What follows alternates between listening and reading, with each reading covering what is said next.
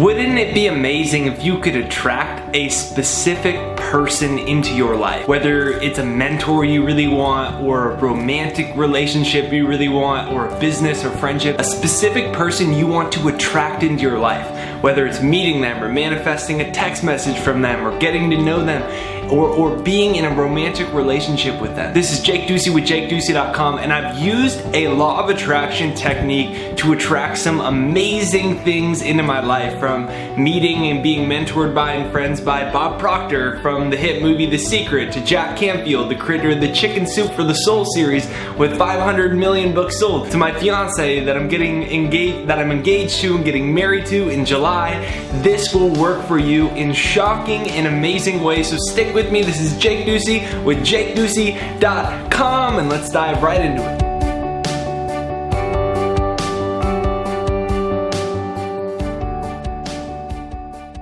So the first way that I attracted an amazing thing into my life was the creator of the Chicken Soup for the Soul series. You probably heard of that. 500 million copies sold. And so I was 19 years old. It was just before my first book had come out, or I was just getting going on all of the career that I'm doing now. And I was listening to an audio tape by Jack Canfield, the creator of the Chicken Soup for the Soul series. He was an inspiration to me in my life. He had an extremely influential person, so in my mind I was like, you know, this probably won't work. But in his audio program, Dare to Win, he says to make a list of the top 101 things you want to accomplish in life, which I invite you to do. And I was like, I don't know. You know, I was like, I'll play the game. And number 7 on that list was to become friends with, mentored by, and endorsed by Jack Canfield. I had no idea how that would happen, and I didn't understand what I understand about the mind now, but I figured I'll just play the game, which you have to play the game and play the law of attraction game to attract the types of people that you want in your life. And so I wrote it down, I forgot about it, I had taped it on my wall, never really looked at it much or thought about it much. And just before my first self-published book was coming out, I got a call from my speaking coach. And my speaking coach said, Jake, you gotta get a ticket to this event. Jack Canfield's gonna be at this event. It's gonna be cool. You might get a chance to meet him. So I drove the 3 hours to the event, and it was one of those events where you, in advance, you mark out what you want for dinner, and you have assigned seating at tables. So there was a lower ballroom area, and then there was a set of a couple flights of stairs, and then there was an upper deck area where there were more tables. Now there was a few thousand people at this event. I was on the upper deck level, I guess because I wasn't that important. Jack Canfield was in the very, very center of the ballroom on the lower floor. These are circular tables, I don't know, 5 to 8 people at a table. And the first 2 things I realized about this event was, number 1, you aren't dressed up if you have a thrift shop corduroy suit on, which is what I had on. Everyone else was it was a gala event. They were in black suit and tie and all that type of stuff. And the second thing I realized is it was not going to be a conducive place to meet Jack Canfield. Why? Because he was the MC of the event, the most famous person there, And so there was these huge long lines to meet the guy and just to snap photos. And I wasn't looking for that type of experience. That wasn't gonna get me to my goal of meeting, being friends with, mentored by, and endorsed by Jack Canfield.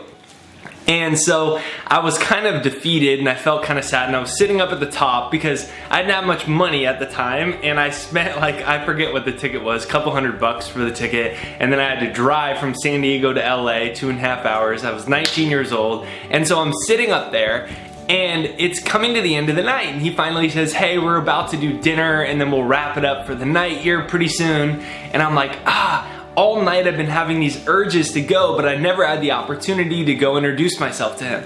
And so this thing just takes me over, this feeling, and it's like, go down there, do this, right? So I'm up at the top, and I get this urge to go down there. And as I'm walking down the flight of stairs, he's walking towards his table, and I'm like on a mission, man, on a mission, and I'm going over to his table, and as I get really close to his table, somebody stands up, introduces himself, grabs his attention. So I'm walking, and all of a sudden I'm like, and I'm looking over my shoulder, and I'm that guy who's standing in the middle of the aisle I want to meet somebody, you know, that person, but they're talking to somebody else. Maybe it's happened to you, and then you stand there awkwardly looking over your shoulder to see when they're done. That was me standing there. And then finally the guy finishes the conversation with Jack, and Jack goes to his seat, and I'm freaking out. This is when you need 5 seconds of courage, because the universe will present the people that you want to meet. Whether it's a romantic relationship and you're in the coffee shop and all of a sudden you see this super attractive person,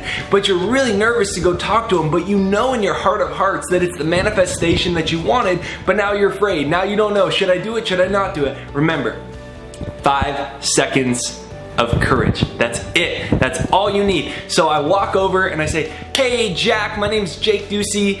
I'm 19 years old and you inspired me to write this book." And I hand him my self-published book, and I'm freaking out. And he looks at me and he laughs and he says, "You gotta meet my wife." Turns out his wife is the seat next to him on his right. Turns out his wife and my mom went to high school together. So we're talking and it's like, you know, I'm like, oh cool, there's all these things in common.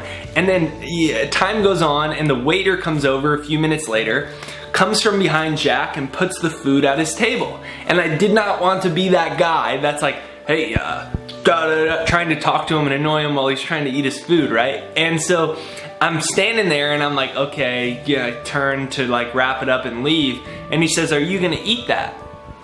I was so excited and so caught up in the moment, I did not realize that the seat to his left was empty. This is a room full of thousands of people, and the MC of the event, the most famous person, has a seat to his left empty, and there's no empty seats. The person had just left before because the night was ending. The waiter didn't know, so the waiter still put the food there. Think about all the things that had to happen subconsciously for that to manifest itself. I had urges for 4 or 5 hours to go introduce myself to him like a calling and inspiration, but for some reason it was never strong enough to get me out of my seat to go do it.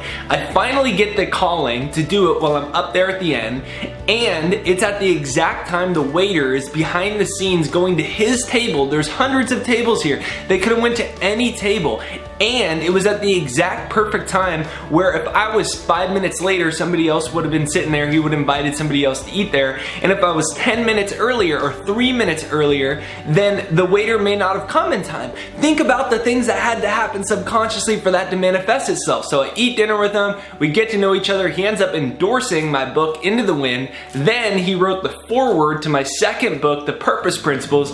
Got to know him very, very well. He's become a mentor, a close friend, and somebody that I've learned a lot from. And it happened because I wrote it on a piece of paper and played with the idea that subconsciously it would sink in, and it started to manifest. So here's what you do. You write it on a piece of paper. You make a list. Here are the people, here are the things that I want to attract into my life. And you put it on a piece of paper. Now, 95% of your life is your subconscious mind. It's unconscious. And that controls 95% of the thoughts, feelings, and actions that we have in our life, according to psychologists. So by writing something down, you're impressing it upon the subconscious mind. That's the actual process that's happening. You can do this with attracting anyone that you want in life. You can do this with attracting money. You can do this with attracting love. You can do this with attracting happiness. It's impressing the subconscious mind, and it starts to manifest itself. And so I want to tell you a couple other crazy stories. If that sounds weird to you, download my free success hypnosis, jakeshypnosis.com down below. Because what happens is all subconscious programming. If you can rewrite those limiting beliefs that are like, no, you can't manifest what you want, then it's going to show up quicker and faster and easier. So jakeshypnosis.com. Now I'm going to tell you the second step of how I manifested my dream relationship with my fiance. So number 2, manifest my dream relationship with my fiance. I wanted somebody who is an artist. That was a very particular thing, and I remember I wanted a creative person, and I was like, am I being too nitpicky? That's what it felt like. I was like, should I not be doing that at all? Should I not be specific at all and just say, please, I hope I meet my soulmate, you know? And there's a temptation that you might run into when you're wanting to manifest anything in your life, especially a romantic relationship, but anything in your life. You know, it's like we get this thought in our head that says, who am I to want something more out of my life? Who am I to say I want this specific thing? And that programming, that's why I talked about my hypnosis, because we have to reprogram that. Otherwise, you can even use these manifestation techniques, but if your unconscious mind is programmed negatively, it'll block your conscious desire to meet somebody. Why? Because 95% of our life is subconscious, only 5% is conscious. So you could consciously want to manifest something, but then unconsciously sabotage it. That's why I said download that. And so I make this list of what I wanted in a partner. And I put it in my wallet. I taped one of it on my walls, and every once in a while I might look at it, but pretty much forgot about it. And then I got a call from my literary agent saying, hey, tomorrow's my 65th birthday and I want to introduce you to one of my clients' daughters. She's really pretty. And I'm like, where is it? And he says it's in Santa Barbara, which is like, with traffic, it can take you 6 hours from San Diego to get there. And he wanted me to come the next day. And so I'm like, and he's like, just come. So I drive all the way up there to Santa Barbara, like in a 12-hour notice. And I'm sitting on the couch at some random guy's house that I don't know, that's friends with my literary agent. And I'm just sitting there, twiddling my fingers, crossing my fingers. And then this beautiful young woman walks into the room, and as soon as she walks into the room, my agent goes from across the room and he's like, pushes her over towards me and he says, hey, look, you guys are the only two young people you ought to meet. And we're just like face to face, like, hi, nice to meet you. Hi. And then we like kind of walk away awkwardly. And then we ended up talking a couple hours later, and it turned into this relationship that's improved my health, my purpose, my business, my happiness, everything. And it happened because, one, I was specific, but then I let go of it. Anytime you desperately need something, a person or a thing that you're writing down specifically, if you desperately need it, in a lot of ways you can block it from coming into your life because you're in an energy of lack. Because the law of attraction is a secondary law to the law of vibration. The law of vibration says everything has an energy frequency pattern. Everything has a frequency, everything is vibration.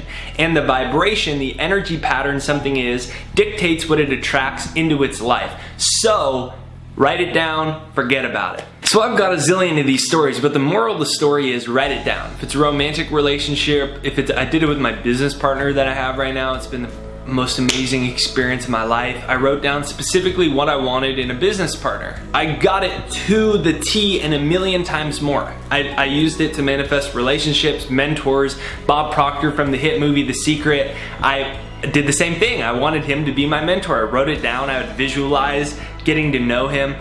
Turns out that we end up, after I finally get a publishing deal, after I self-publish my first book, we end up having the same publisher. And so I end up interviewing him, and at the end of the interview I say to him, hey Bob, would you be my mentor? I know you're really busy, but would you be my mentor? Gives me his phone number, his cell phone number, and we developed this relationship where every few months I can check in, I can share my thoughts, my questions, my challenges, and I receive this amazing mentorship from one of the most influential thought leaders in the entire world, somebody I wanted to be just like.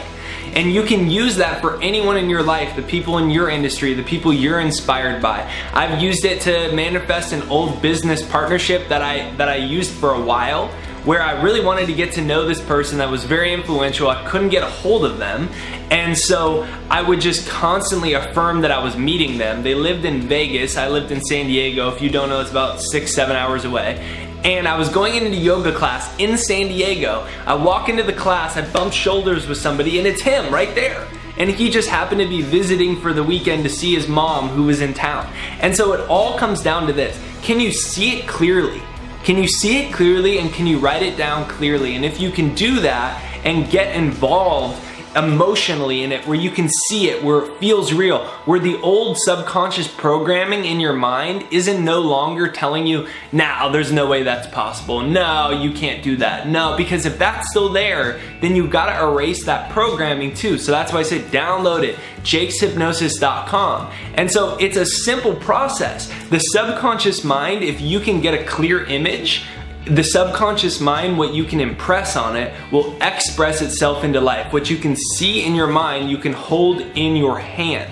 And so I hope that you use this, and I hope that you actually don't just listen to it. And so comment down below if you say, yes, I'm gonna try this out. Write down what you wanted to your soulmate, your business partner, your new person you wanna meet, a friend, a mentor, a teacher, a new stimulating, like-minded relationship. Write it down, put it on your wall or your wallet. Check in with it every so often, but don't get into this place where you need it. Coming from abundance is what's going to attract it into your life. This is Jake Ducey with JakeDucey.com. Be sure that you download my free success hypnosis, jakeshypnosis.com, to reprogram the subconscious mind. Press the subscribe button over in the corner. Comment where in the world you're coming from. I'm building a community with you of like-minded people. There's enough negativity, stress, confusion in the world. And so I want this to be this amazing community of positivity, of optimism. So I'm in Maui. Comment where in the world you're coming from. Love to know, and let me know if you're actually gonna do this exercise. I hope that you do. See you on the next video. Press the subscribe button. Catch you later.